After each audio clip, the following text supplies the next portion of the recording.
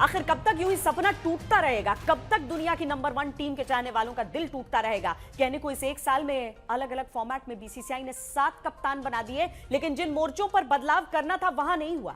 नतीजा सामने है और 15 साल का इंतजार फिर इंतजार ही रह गया। हार के बाद हाहाकार, सवाल हर बार, लेकिन क्या जवाब कभी मिलेंगे? आज हल्ला बोल, आज हम चर्चा इसी मुद्दे पर करने वाले हैं। बहुत से लोग कहेंगे कि खेल है, खेल में हार जीत होती रहती है, पर कब तक आखिर हार जीत होती है? अगर आप एक प्रोफेशनल स्पोर्ट खेलते हैं, अगर आप देश को रिप्रेजेंट करते हैं, अगर आप एक अंतरराष्ट्रीय टूर्नामेंट में जाते हैं, तो इन सवालों के जवाब आपको मालूम होना बहुत ज्यादा जरूरी है। और किसी भी प्रॉब्लम को सॉल्व करने में 2 ही चरण हो सकते हैं। अव्वल ये कि आप जानते हैं कि नहीं दिक्कत क्या है, यानी मर्ज क्या है, और दूसरा, अगर मर्ज आपको मालूम है तो सही दफा का इस्तेमाल किया जाए। तो आज हम इसी मुद्दे पर चर्चा करने वाले हैं। उन्हें जुड़ेंगे हमारे साथ मदन लाल जी स्टूडियो में हैं, कीर्ति आजाद हमारे साथ हैं, लालचंद राजपूत इस समय हमारे साथ जुड़ गए हैं। लालचंद राजपूत की प्रासंगिकता यहां पर इस हिसाब से समझिए कि 2007 के 50 ओवर वर्ल्ड कप में जब हमने सबसे बुरा दौर देखा, तो 2007 के T20 वर्ल्ड कप से लेकर और उसके बाद जो हमारा 2007-8 का दौरा था, वहां तक उंगली पकड़कर लालचंद राजपूत छोड़कर आए थे टीम इंडिया को। किस तरीके से बदली थी टीम इंडिया, ये सबने देखा था। तो खिलाड़ी होते हैं, टीम मैनेजमेंट होता है, बीसीसीआई होता है और जिम्मेदारी सबकी होती है। केवल खेल है, हार जीत होती रहती है, नहीं कहा जा सकता। कीर्ति जी, क्या आप सहमत रहेंगे इस बात से?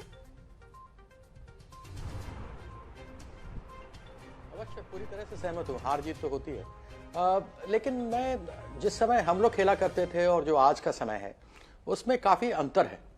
खेल तो वही है, लेकिन इम्प्रोवाइजेशन आ गई हैं, बहुत सारी चीजें आ गई हैं।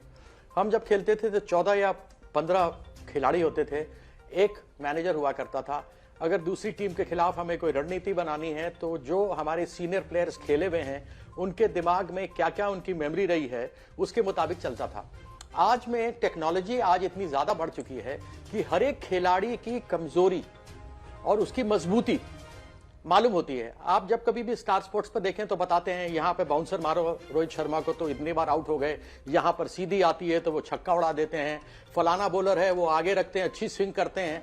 तो ये सारी स्ट्रेटजीज हमें उस समय मेमोरी करनी पड़ती थी। आज जितने टोटल प्लेयर्स हैं, उतने ही सपोर्ट स्टाफ है। आपके पास एक मेन कोच है, एक बैटिंग कोच है, बॉलिंग कोच है, फील्डिंग कोच है, आपके पास वीडियो एनालिस्ट है, आपके पास अलग अलग जो भी चीजें चाहिए होती हैं एक प्लेयर को सपोर्ट के लिए, वो सारा कुछ है। मुझे सिर्फ केवल इससे पहले कि मैं अपनी सकारात्मक आलोचना करूं, मैं ये कहना चाहता हूं कि अपने खेलते समय में भी हम लोगों ने गलतियां की थी, लेकिन वो मेमोरी से हुआ करती थी। मेरा तो सिर्फ प्रश्न ये है कि हम जब गए थे यहां से, उसी समय हमें मालूम था कि हमारी गेंदबाजी कमजोर है।